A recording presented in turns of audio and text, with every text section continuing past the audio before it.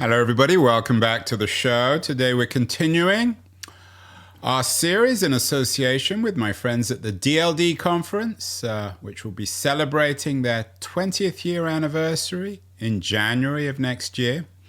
Today we're talking with Mitchell Baker, the former CEO of the Mozilla Foundation and a very frequent DLD speaker, about her take on the last 20 years of digital history. She's had a front seat on many of the more interesting events of the last 20 years. And as always, we began with Baker by asking her what she remembers about January 2005.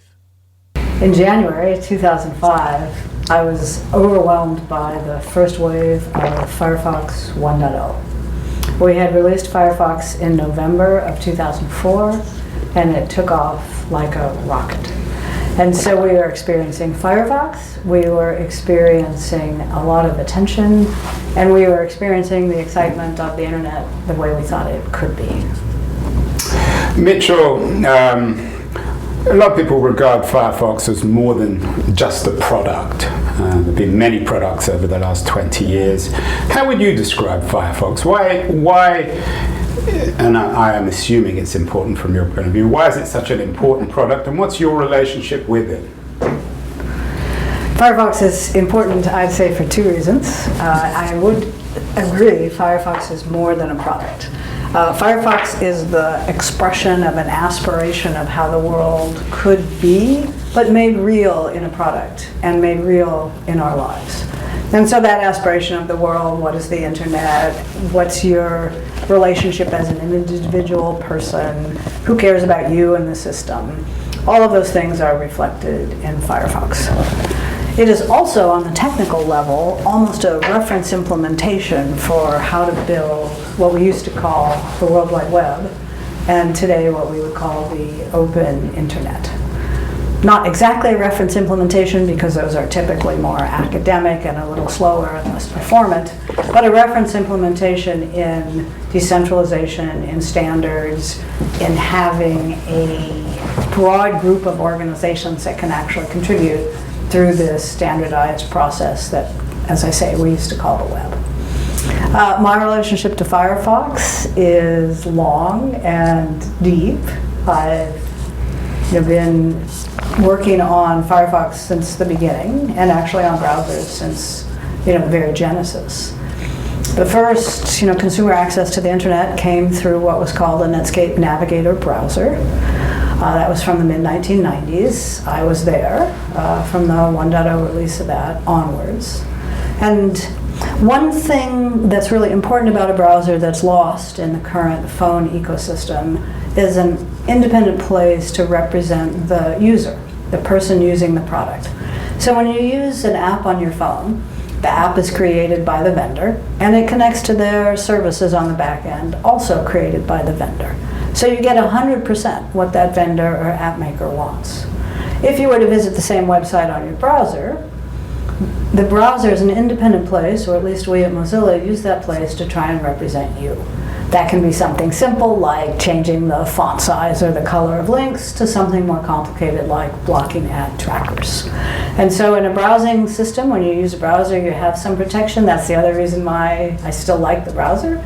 It is a place in the system where we can actually represent you, even representing you in ways that the service provider might not always be happy with.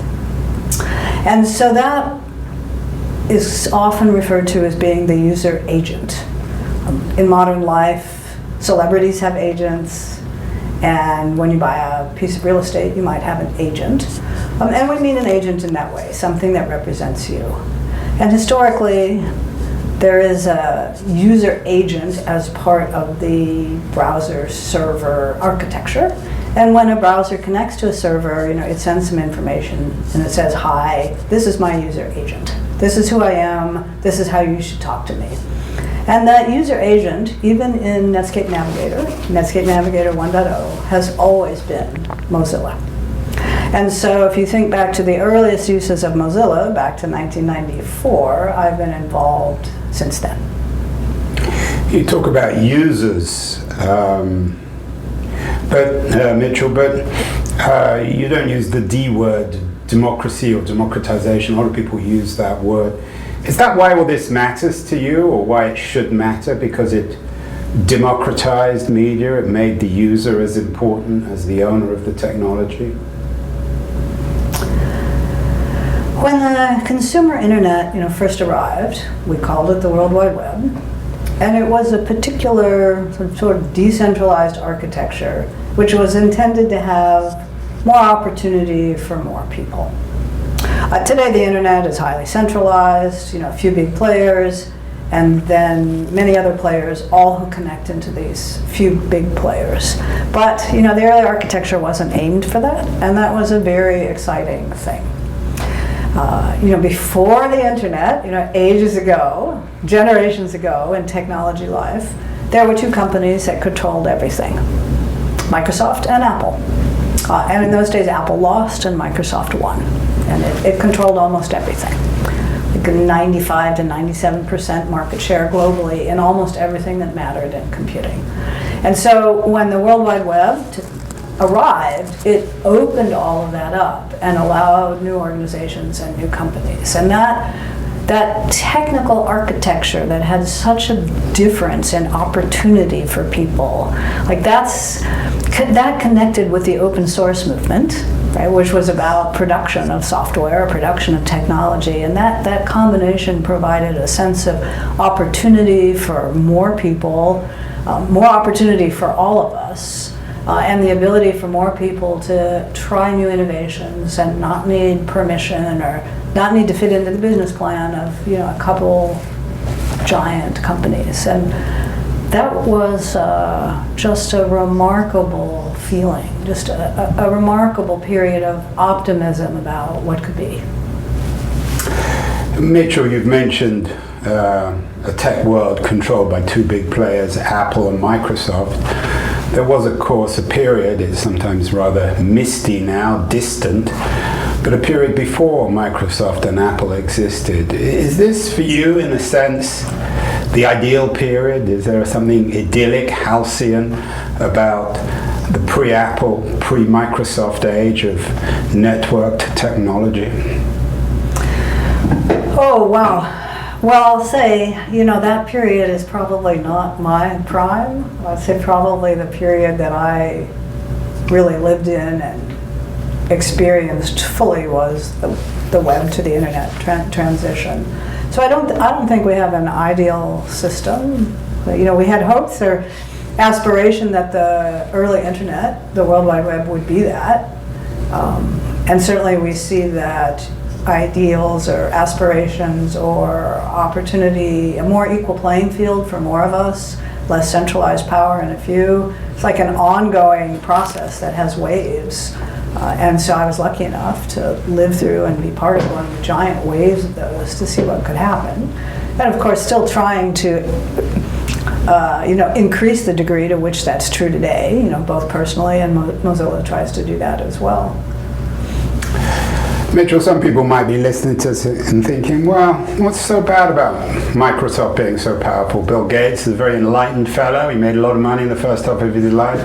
He spent the second half giving it away, trying to solve some of the world's biggest problems, from disease to the environment to nuclear weapons. What's so bad about a big company having so much control? Yes, this is a structural topic, I think not a personal one. To that note, there is a new book out about Bill Gates. Title is something, Bill Gates, nerd, entrepreneur, something. I don't remember the exact title, so if people are interested, that'd be a good reference. But the problem is really structural. It's not a personal issue about whoever happens to be the leader of the particular company. The issue is that businesses are set up for a certain purpose, and that's profit to shareholders. And the incentives for that are very real, and the economic engine is very powerful, and that's a fine thing. But it is not the only thing in life, and the generation of profits is not the only valuable thing to society.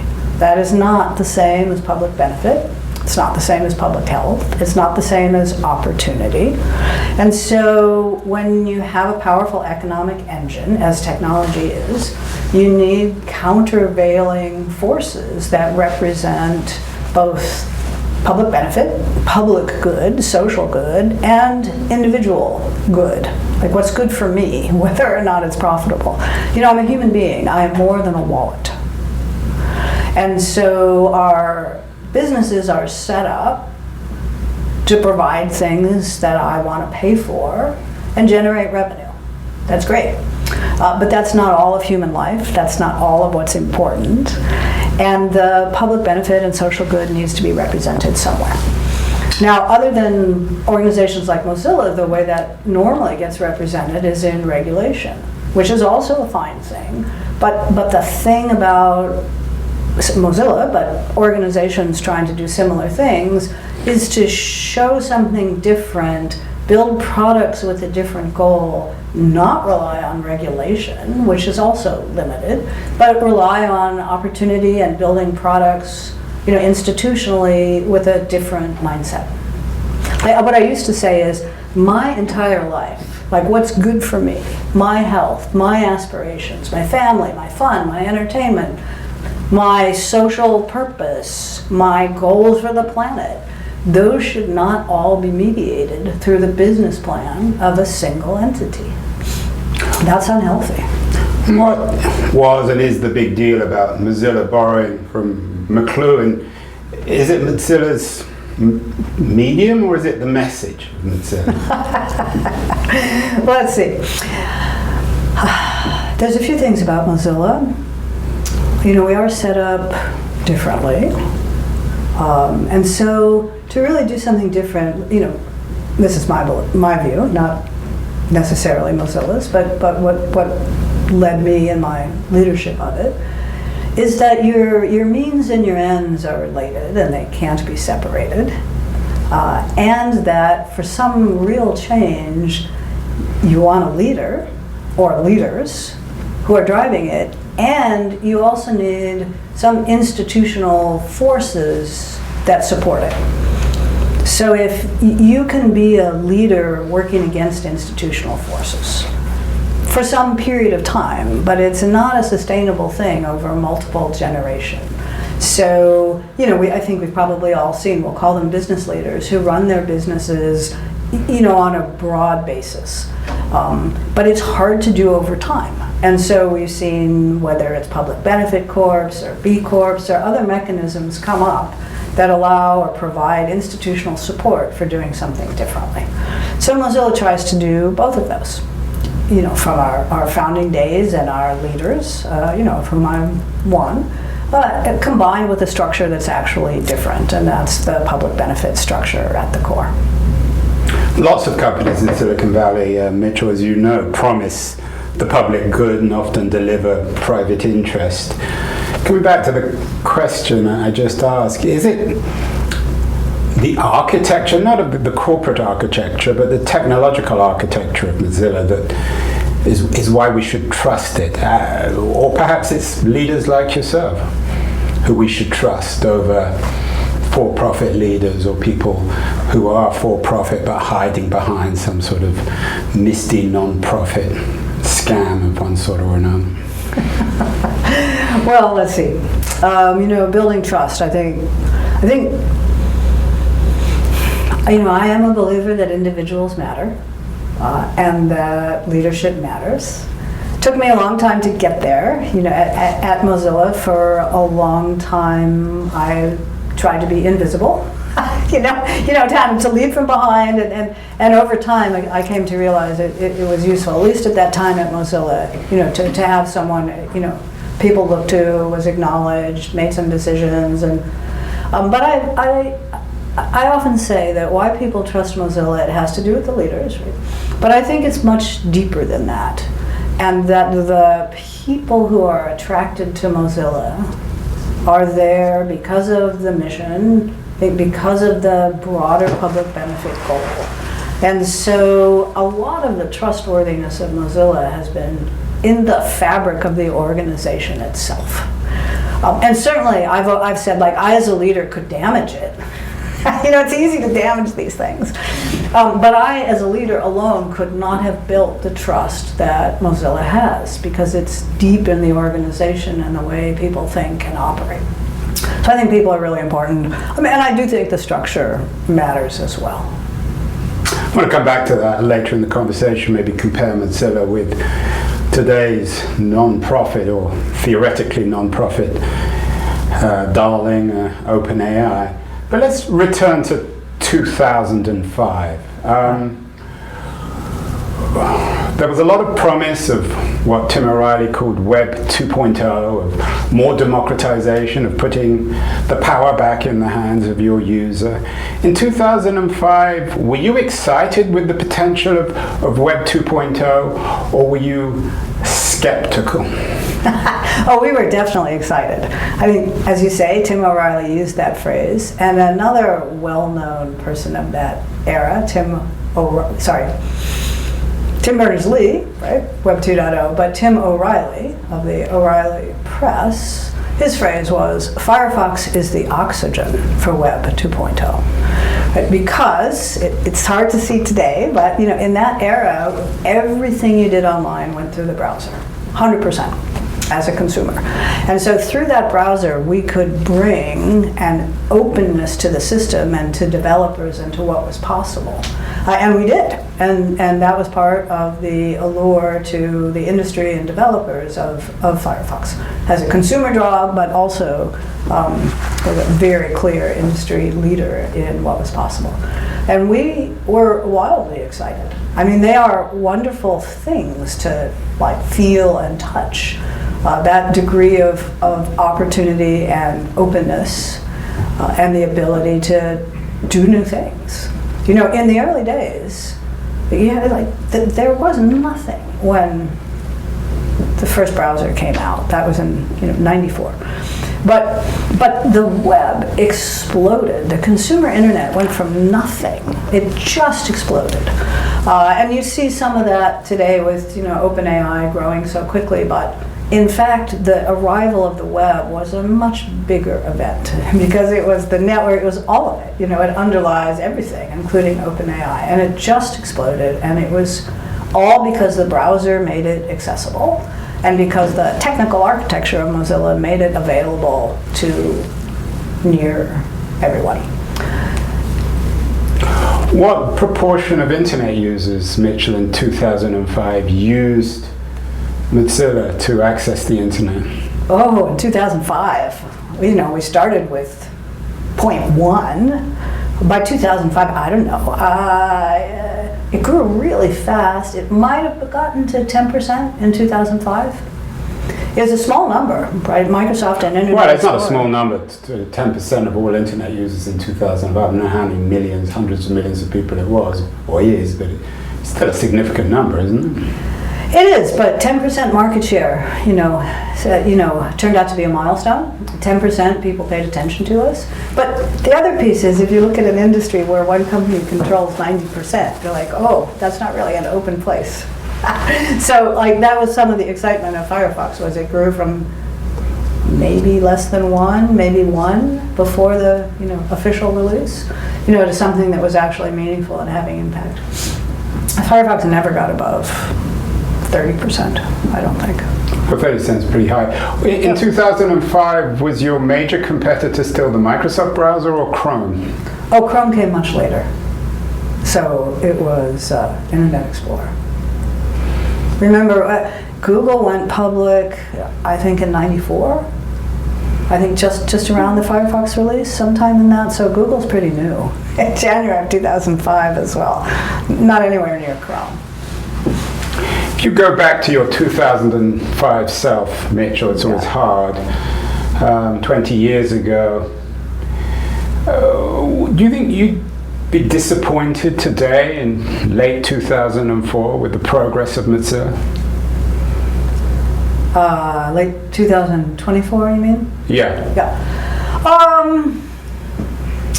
That's a yes and no answer. On the yes side, you'd love to have another product or have to have found a way into the mobile phone era, which we almost did. when we built Firefox OS. But it turned out in those days to succeed on a phone, you needed Facebook. And we could not get Facebook, to build for Firefox OS. And we had the phone distributors, we had chip manufacturers, we had the telcos, but we could not get Facebook to produce their app for Firefox OS.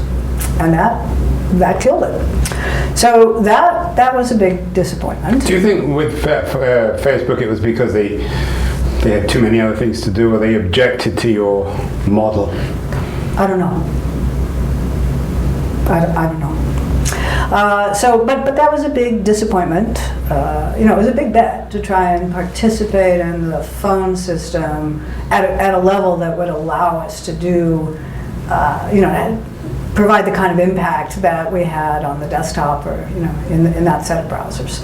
And so that was a huge disappointment. And it's like nobody's really cracked that. So I definitely regret that we couldn't make that one work. And in the no, I don't have regret side, Mozilla has taken on a life and a meaning that is broader than we would have imagined at the beginning. We started out of the open source movement, so real developers and very developer-centric. And that phrase, reference implementation for the web, was a state of mind. And so we've moved much broader than that to encompass a much broader set of people and their aspirations for, could technology's impact be better than it currently is? And so that is just wildly gratifying and a long-term growth factor for Mozilla that we probably weren't even thinking of, at the founding of it. Over these last 20 years, between 2005 and 2025, Mitchell, is perhaps the most important structural shift, this shift from a browser-centric digital world to an app-based one? Let's see. A lot hangs on the word structural there. Because the rise of social media, like in terms of people's experience and impact on society and information and misinformation, I might rank that up there as at the top, but I don't know if it counts as a structural change in that. So if I'm thinking structurally, I'd say yes. Also business-wise, since that 30% it is a lot of value for these few companies to gather.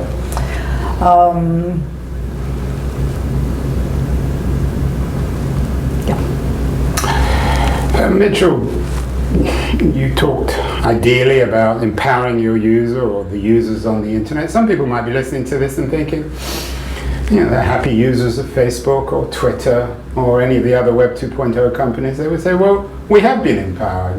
We get to use social media. It's free. Sure, these people collect our data, but we don't care. All these products are free. The Google search engine makes all information accessible in under a second. Could one argue in some ways that the Web 2.0 revolution reflects a profound revolution in favor of the user? Well, what you're calling Web 2.0, the consumer internet, I'd say, definitely makes lots of things free. And so we are benefiting from a range of things that are no cost out of pocket. That's pretty exceptional. I think it'd be an interesting sort of historical study. What other periods of history have provided this much information or capability or value free of charge? And so there's a lot of benefits that come from that. Within the architecture of what's possible and what kind of choices you have and what happens to you, I'd say there's not much empowerment. Yes, products are available to you free. So that's a level of access or ability, might call it a level of empowerment. I agree on that. And what the products are is, revenue generating systems, which you as the person, can kind of tune around the edges. If you can figure out, some privacy setting or not. And then I think there's a set of questions that don't, or set of topics that don't quite fit into your question, which is, yes, the products are free, and increasingly, a fair amount of research, they're unhealthy and addictive and damaging to individual humans and damaging to our overall society. And so maybe that's empowerment because we're not paying for them out of pocket, but I don't know if one would say it's all great. Have you personally been in this business or this space, technology, as you said, for many years before 2005? Have you been surprised by the shift in the zeitgeist? 2005, everyone seemed to believe in the promise of, whatever you want to call it, the user internet, Web 2, platform technologies. Today, most people, in fact, the vast majority, are very skeptical as we speak. Australia is trying to pass a law banning social media for people under 16 or 18. Has that surprised you? Could you have imagined that scenario in 2005? Let's see. In 2005, I wasn't on our view. Remember, there's no phones yet, there's no social media, as we understand it today. Imagine that, no phones. Yeah, no phone, not quite technically accurate, but not smartphones as we what enjoy did we do them all today. day? Yeah, exactly. But there has been a big change, and some of the aspirations for the platform. Again, we call it the web. I call it the consumer internet today. Weren't met, I think, because of its distributed nature. And there's a set of things that the early consumer internet didn't make easy. Hosting your own website wasn't easy. Facebook made it easy. Payments weren't easy or cross-platform. And so the ability to actually, and then of course scaling isn't easy. That's a real technical piece. And so when you put the things that weren't available in our early platform, ease of hosting, ease of payment, so that's ease of commerce, and you can see why things became centralized.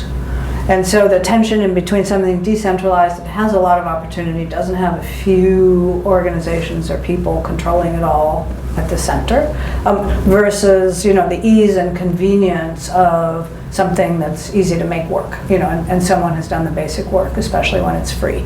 Like, that's a dynamic system, and I would say the web that we thought we wanted or that we thought we were building lost, right? Because we didn't have these key elements. And so we returned to a centralized piece. But I'd also say that the iPhone was a big driver of that. Because when the iPhone came out, Microsoft was still the leader. Firefox had its max, had maybe 30% market share, which may sound like a lot, but in an industry known for scale and that's integrated, like a 60% here and 90% everywhere else, is just a lot. And Microsoft was still operating under a consent decree for its antitrust activities based on the browser. And then the iPhone appeared, and it became, not so much in the 1.0 release, but over the next couple ones, a highly integrated stack with a degree of control we hadn't seen before, like 30% for anybody on their platform. That's a crazy thing.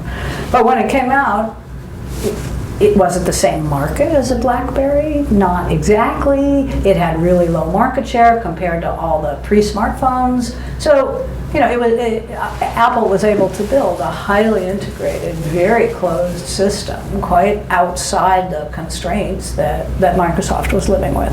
So there are some structural things that happened. There's some innovation in the market. I think you might argue that Apple made these amazing innovations in its product and was entitled to do what it did, and that may all be true.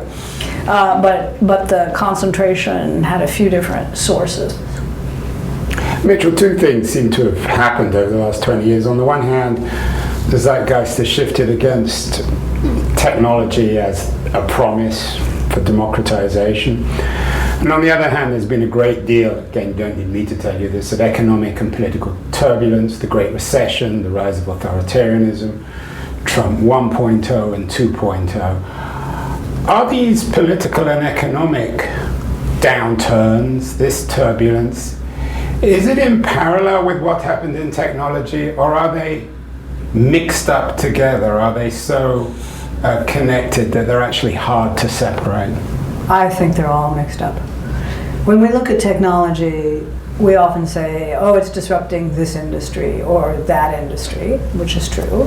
I'd argue social media in particular is disrupting the human psyche. But the research is, clear. It's more and more people are negatively impacted by social media, and that it feeds on anger and outrage and conspiracy and so unhealthy. And so when the human psyche is disrupted, of course our society is disrupted. The other thing that happens, I think, is the body politic, or it is disrupted as well. We know the information flows are radically different than 20 years ago. They're radically different people, yes, they found their own space that they're comfortable, so you get different news. They're radically different because state actors and non-state actors have found ways to insert misinformation that's beneficial to them. And all of these things are going on. So you have these range of actors providing very sophisticated misinformation campaigns into individuals who are also impacted by the social media and the mindset, both the bubbles but also the actual mindset that it generates. And those can't be separated. And historically, great technological revolutions impact society, and governance. So I think that this question of how do we operate, how do we govern ourselves, how does democracy function in this new model, let alone maybe we're in for an authoritarian period for a while because they haven't figured out how to take this technology and remake democracy. I'm not predicting that or saying that. I'm just trying to answer your question, which is, are these two intertwined? I think absolutely. So if we were to hand over the keys to the internet or the network or the app world to Mitchell Baker and Mozilla, could you solve a lot of these problems? Well, again, I'll say yes and no. There are huge problems, and there is, as you pointed out, just a lot of engagement with these free products. But the ability to put technology in your hands that isn't incented toward outrage and addiction because it's profitable is something that Mozilla is set up to do. Or Mozilla-like organizations or others. Maybe business needs to be adjusted a bit. The solution isn't so. There's a yes and no. Mozilla is organized to do something different than a typical for-profit technology company. And so there's a set of solutions that were built for, not just available to us, built for, that are different. So there's a yes component. The hard or no component is these technologies are deep into our psyche, and misinformation is very hard to solve right now. The power of the well-funded state, non-state, political actors is really high, and so that I think needs a broader kind of answer. Hasn't it always been hard to find the truth, huh? Well, for that, you probably need an anthropologist or a philosopher on those things.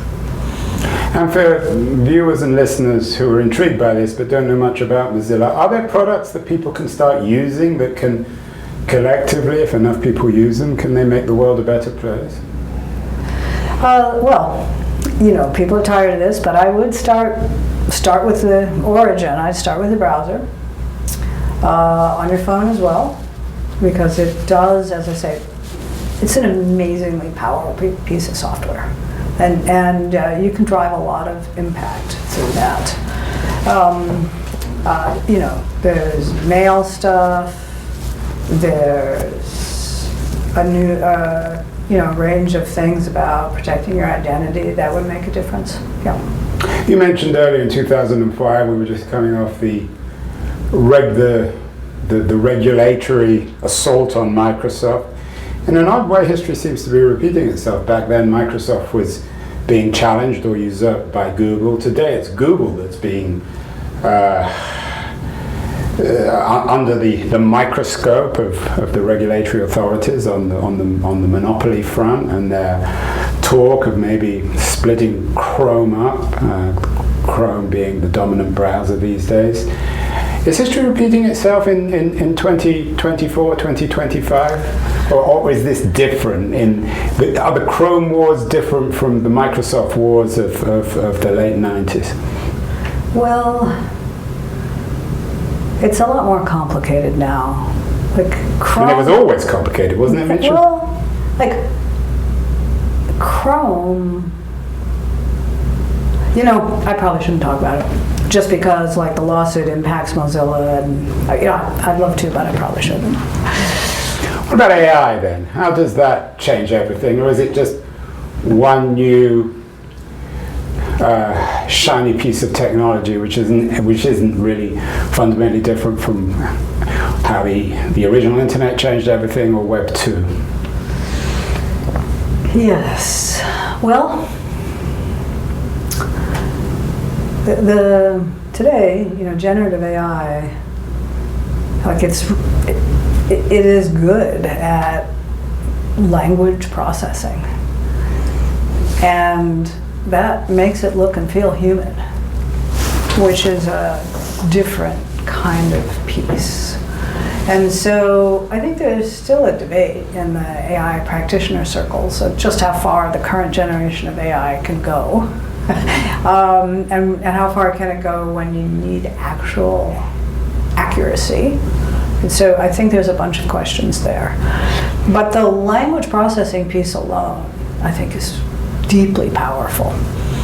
And so there's a sense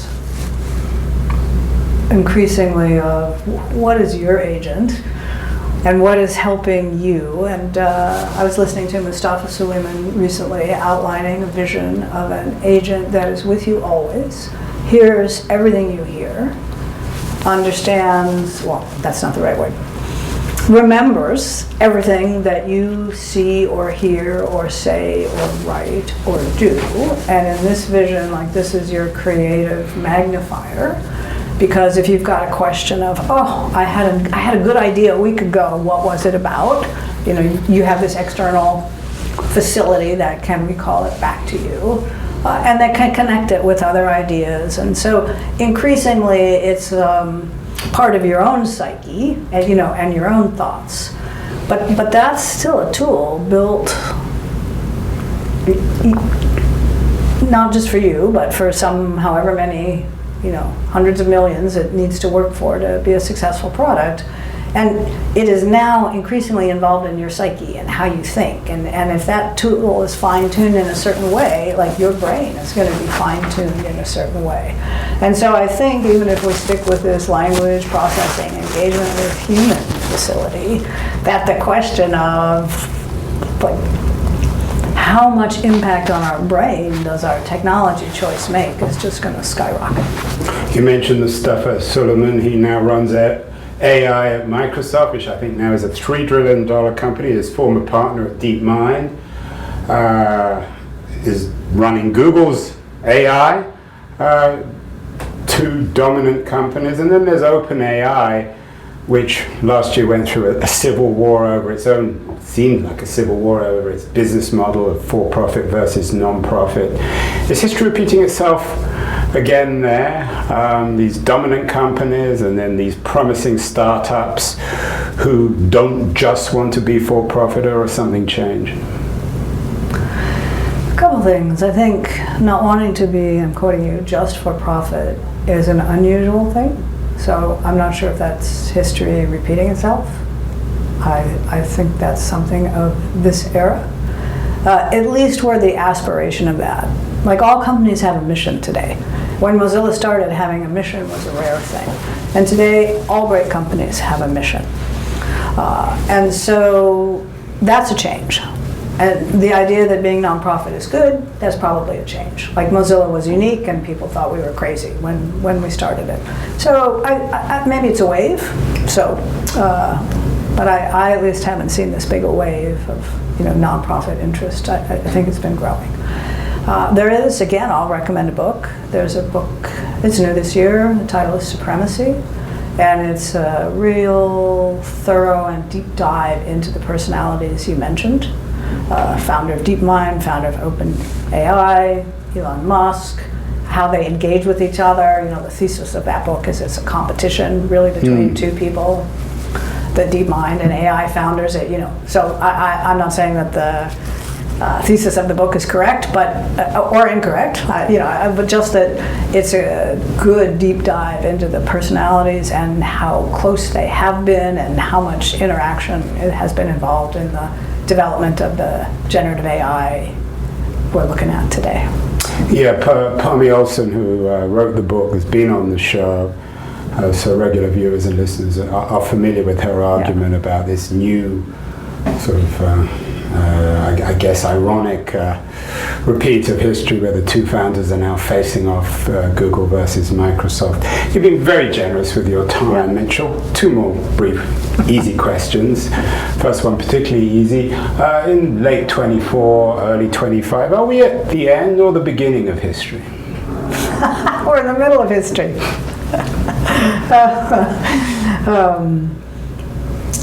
It's possible. So I describe the beginning of Mozilla and my own involvement as the time before time. There's a kid's movie by, I think, that title, so I've taken it from there. But by that I mean that the early history of Mozilla is before good internet search. Before Google, before a search you can get to, and so it is not readily available. Sometimes not available at all. So the time before time, pre-history and internet life or in searching, we're just born social contract theory, it's what Rousseau and Hobbes and Locke used to get up to. Yep.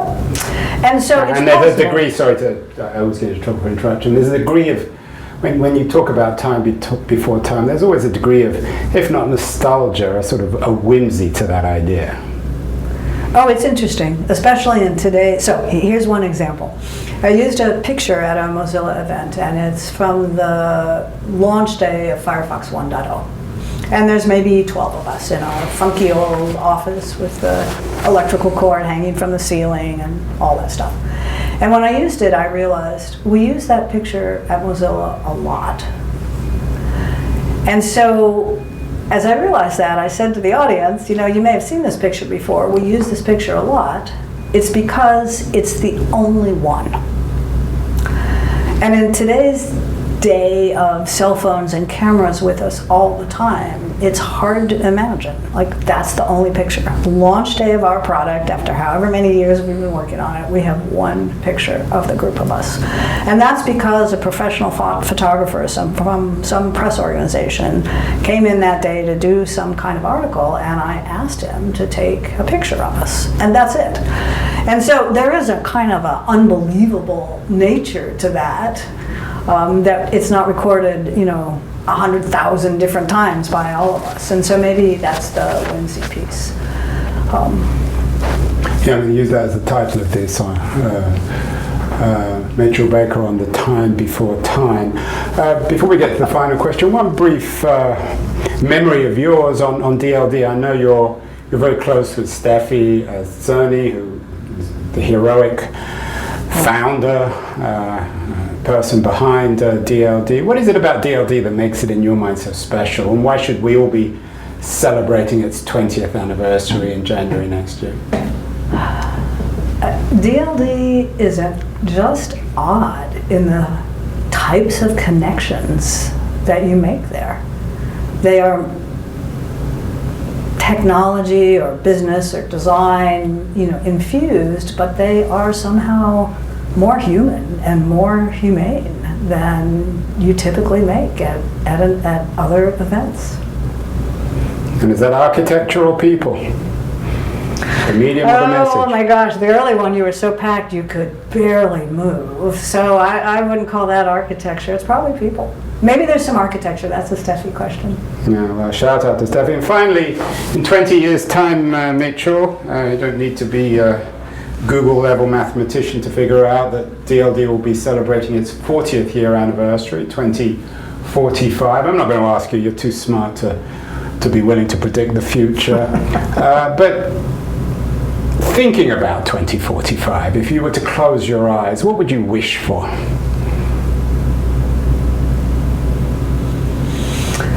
I'm going to go back to our earlier conversations and say I wish that society, individuals, but collectively as society, we've gotten our arms around this technology enough that we control its impact more than we do today. And that's less just wildly and chaotically disruptive and more integrated into a fruitful and healthy overall environment. Well, Mitchell Baker, one of the wise women of the digital world, and they're relatively rare. Perhaps there are more wise women than wise men, but they're still hard to find. Thank you so much for appearing on this special DLD Keynon episode, and I will look forward to seeing you in Munich next month. Thank you so much. My pleasure.